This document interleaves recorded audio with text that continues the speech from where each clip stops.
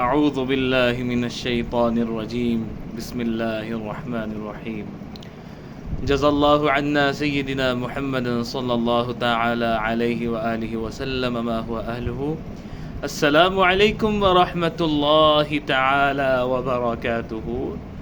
اللہ رب العزت آپ سب کی دعاؤں کو، آپ کی نیک خواہشات کو، آپ کی مرادوں کو، آپ کی نیک دل میں جو مرادیں ہیں، خواہشات ہیں، اللہ ان کو جلدی پورا کر کے آپ کو عطا فرمائے۔ جس جستجو میں اور جس ضدوں میں اللہ سے لگے ہوئے ہیں نا، اللہ آپ کی ضدوں کو قبول کرے اور آپ کو جلدی آپ کی ضدیں پوری کر کے ان پر کن فرمایا انشاءاللہ۔ اور اللہ کا شکر ادا کرنا نہ بھولیے گا۔ اللہ قرآن میں فرماتے ہیں وَقَلِيلٌ مِّنْ عِبَادِيَ الشَّكُورُ، بہت تھوڑے ہیں جو ہمارا شکر ادا کریں۔ جب بھی اللہ آپ کو نعمت دے، جو آپ مانگ رہے ہیں آپ کو دے، آپ اللہ کا شکر ادا کریں، جس طرح مرضی کریں، بس اس کا شکر ادا کریں۔ آمین۔ آج کا موضوع ہے کہ حضور علیہ الصلاۃ والسلام کی شان۔ حضور کی شان کیا ہے؟ حضور کی شان کے لیے الفاظ شاید نہیں، حقیقت ہے، یقین ہے کم پڑھ سکتے ہیں، لیکن حضور کی شان بیان نہیں کی جا سکتی۔ اس امت کے رہنما کی شان بیان نہیں کی جا سکتی۔ اس امت کے سردار، اس امت کے آنر کی شان بیان نہیں کی جا سکتی، لیکن الحمدللہ انشاءاللہ بھرپور کوشش کروں گا، جہاں تک زبان نے، جہاں تک الفاظوں نے ساتھ دیا چلیں گے۔ حضور کی شان سب سے پہلی یہ ہے کہ ایک واقعہ یاد آیا۔ قرآن میں اللہ رب العزت نے فرمایا کہ لوگ جو منافق تھے، مشرک تھے، میرے نبی کو پتہ کیا کہتے تھے؟ مجنون، دیوانہ، جادوگر۔ ایک بڑھیا تھی مکہ شریف میں، ایک بڑھیا تھی، یہ واقعہ سنیں بڑا خوبصورت، یہ حضور کی شان اللہ نے رکھی ہے۔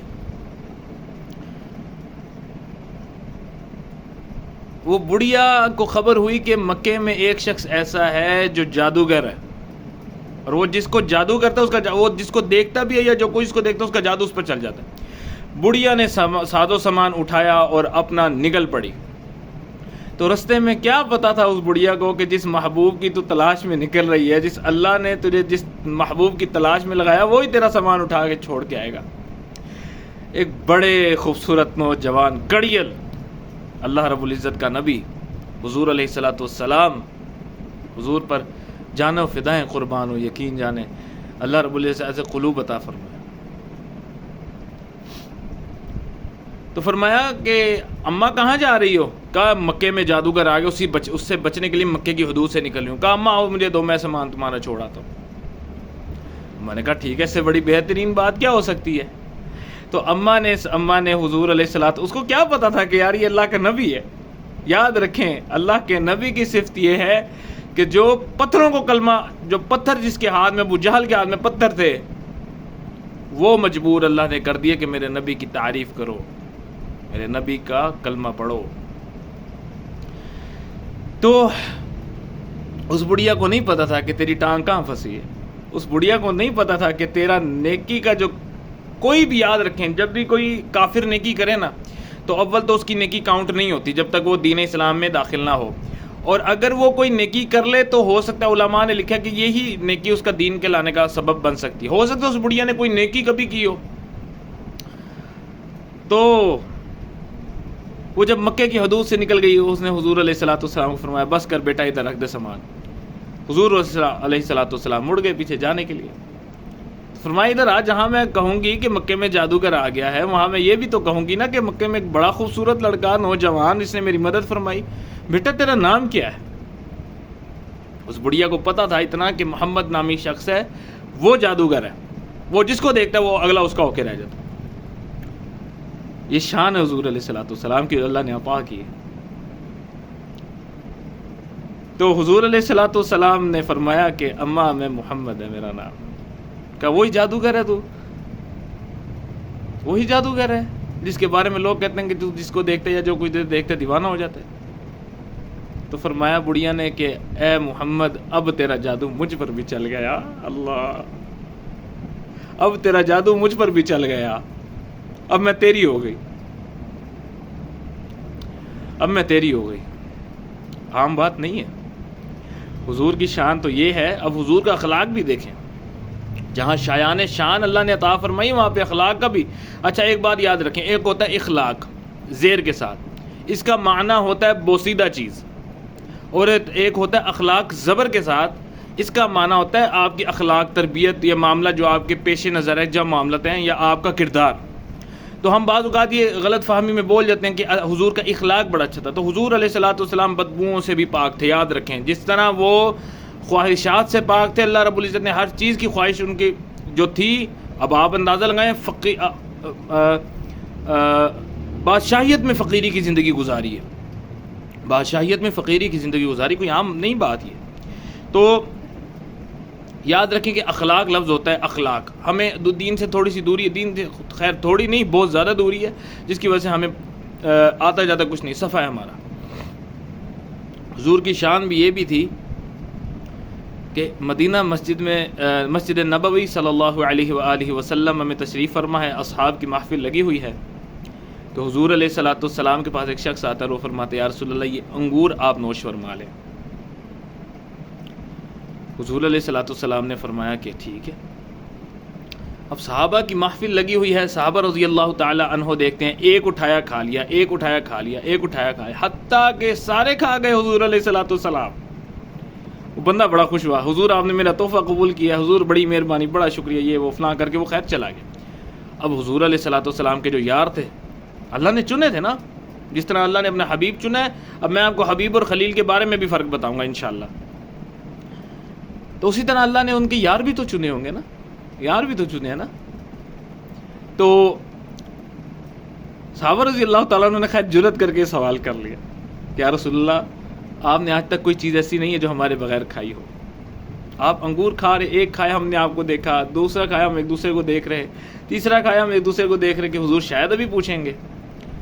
حضور نے فرمایا میرے یارو، او میرے پیارو، او میرے ساتھ جنت میں رہنے والو، تمہیں پتہ ہے میں نے تمہیں انگور کیوں نہیں فرمائش کی کھانے کے لیے، نوش فرمانے کے لیے؟ کہا یا رسول اللہ بتا دیں آپ، ہمیں نہیں پتہ. فدا کا امی و ابیک، ہمارے ماں باپ آپ پہ قربان، آپ بتا دیں. فرمایا انگور تھے کھٹے، وہ بڑی محبت سے لے کے آیا تھا، وہ بڑی محبت سے لے کے آیا تھا. اگر تم انگور کھاتے، اس کا منہ، تم اپنا منہ بگاڑتے، کھٹے تھے نا، تو اس کا دل ٹوٹتا. تو لہٰذا میں نے کہا سارے میں ہی کھا لوں، اس کا دل رکھ لوں. یہ دیکھیں شان کتنی حضور علیہ الصلوۃ والسلام. اللہ قرآن فرماتے ہیں ہمارے حبیب، میرے حبیب، ہم آپ کو اتنا نوازیں گے آپ خوش ہو جائیں گے. حضور فرمایا اللہ میرا جب تک ایک ایک گناہ گار امتی جنت میں نہیں جائے گا میں نہیں خوش ہوں گا. خوش ہونے سے مراد یاد رکھیں، میں جب تک ایک ایک امتی اپنا جنت میں نہ دیکھ لوں، اللہ میں نہیں، میں ہوں راضی تجھ سے، لیکن اللہ میری امت کے میرے علاوہ کوئی میرا سہارا ہی نہیں ہوگا آخرت میں. ظاہر سی بات ہے ساری امت دوڑے گی، سہارا تو خالص اللہ کا ہے. لیکن اللہ نے حضور ہمیں دیے ہیں، کوئی محبوب اپنا کسی کو نہیں دیتا. یاد رکھیں یہ فری کا مل گیا ہمیں. سارے امت دوڑے گی، 120 صفیں ہوں گی آخرت میں اس امت کی، 120 صفیں. ایک نماز قضا کرنے کا اللہ ہمیں نماز کی توفیق عطا فرمائے. ایک نماز قضا کرنے کا آپ کو پتہ ہے کیا ہے؟ 2,88,00,000 سال جہنم میں جلیں گے ہم. ایک نماز قضا، نماز پڑھ لی لیکن کیا قضا کر کے پڑھی. اللہ ہمیں وقت پہ نماز کی پابندی عطا فرما دے. تو امت دوڑے گی، ساری دنیا دوڑے گی آدم علیہ السلام کے پاس. وہ بیٹھ کے کہیں گے یا اللہ میری جان، یا اللہ میری جان، یا اللہ میری جان. سارے دوڑیں گے ابراہیم خلیل اللہ کے پاس، یا کہیں گے یا اللہ میری جان، یا اللہ میری جان، یا اللہ میری جان، یا ربی نفسی، یا ربی نفسی نفسی، یا ربی نفسی نفسی ہو رہا ہوگا. حتیٰ کہ ایک جگہ سے سسکیوں کی آواز آئے گی، سسکیوں کی، سسکیاں. عوام دیکھے گی، امت دیکھ، سارے لوگ دیکھیں گے کہاں سے آ رہی ہے. تو دیکھیں گے ایک دور میں ایک آدمی زمین پہ بیٹھے ہوئے ہیں، جھولی پھیلی ہوئی ہے، ہاتھ اٹھے ہوئے ہیں، آنسوؤں سے داڑھی مبارک تر ہے، اور فرما لیں اللہ آج میری جان بھی نہ دیکھ، میری امت کو دیکھ، دیکھ دوڑ رہی ہے، اللہ دوڑ رہی ہے. حضور نے فرمایا میری امت جو وضو کریں گی نا نماز کے لیے، ان کے آزاد چمکیں گے اور میں پہچان لوں گا یہ میرا امتی ہے. ایسا کردار بنا لیں، حضور کی شان میں اللہ نے کمی کوئی نہیں چھوڑی. ایسا کردار بنا لیں کہ اللہ رب العزت ہمیں، جو ہم امت ہیں، اللہ ہمیں ایسا بنا دے، ایسا کردار دے، ایسی سنت توفیق عطا فرمائے کرنے کی اور کوشش کرنے کی کہ حضور دیکھیں اور کہیں گے اللہ یہ میرا جنتی والا امتی ہے، اس کو بلا. حضور ایسا کردار آپ ہم اپنا لیں کہ حضور ہمارا ماتھا چومیں، حضور ایسا ہم ایسا کردار بنا لیں کہ حضور علیہ الصلوۃ والسلام ہمیں اپنے گلے لگا لیں. ہم ایسا کردار اپنا لیں کہ حضور علیہ الصلوۃ والسلام ہمیں دیکھ کے مسکرائیں. ہم ایسا کردار ہرگز نہ بنائیں جسے حضور کہیں اللہ میں تو ان کی طرف دیکھنا پسند نہیں کرتا, ان کو پتہ ہی نہیں میں راتوں میں کتنا رویا ہوں ان کے لیے. ہمیں نہیں پتا, ہم صرف اندازہ کر سکتے ہیں یا اللہ یہ جو تیرا دین ہمیں تیرے نبی تک پہنچا نا تجھے اس کا واسطہ ہے, تیری مہربانی کر. تو امید کرتا ہوں آپ کو آج کی ویڈیو پسند آئی ہوگی انشاءاللہ. یہ چھوٹی ویڈیو الحمدللہ میں نے خیر بنا لی, لیکن اس میں بڑے واقعات تھوڑے ہوں اور ذہن میں بہتر ہے کہ ذہن نشین ہو جاتے ہیں نسبت اس کی کہ بہت زیادہ واقعات بہت زیادہ قرآنی آیات ہو. تو اللہ رب العزت جتنا سنتے ہیں جتنا ہم دیکھتے ہیں اللہ ہمیں عمل کی توفیق عطا فرمائے, اور اللہ ہمیں 101% عاشقان رسول کرداری بننے کی عطا فرمائے, زبانی نہ بننے دے. زبان سے تو ہر کوئی اقرار کرتا ہے, اصل میں کردار اپنانا ہے انشاءاللہ. تو امید کرتا ہوں آپ کو ویڈیو پسند آئی ہوگی. جو حضرات خواہش مند اپنے بچوں کو قرآن پڑھانے کے لیے, عمر کی قید نہیں ہے, تو وہ میرے تھمب نیل پہ میرا نمبر الحمدللہ لکھا ہے, اس پہ واٹس ایپ ہے, مجھ سے واٹس ایپ کر کے آپ مجھ سے سارا آن لائن کا پروسیجر آپ پوچھ سکتے ہیں. کچھ ہمیں بھی موقع دیں خدمت کرنے کی, کچھ ہم بھی قرآن پڑھائیں, کچھ آپ بھی قرآن پڑھیں, تاکہ ہمارا نام آخرت میں ان میں آ جائے کہ اللہ یہ سیکھنے والے قرآن تھے. کیونکہ اللہ نے قرآن میں فرمایا خیرکم من تعلم القرآن وعلمہ, کہ تم میں سے بہتر شخص وہ ہے جو قرآن سیکھے اور سکھائے. تو اللہ رب العزت سے دعا ہے کہ اللہ رب العزت ہمیں قرآن کو سیکھنے کی بھی توفیق عطا فرمائے اور اس پر عمل کرنے کی بھی توفیق عطا فرمائے. وآخر دعوانا ان الحمد للہ.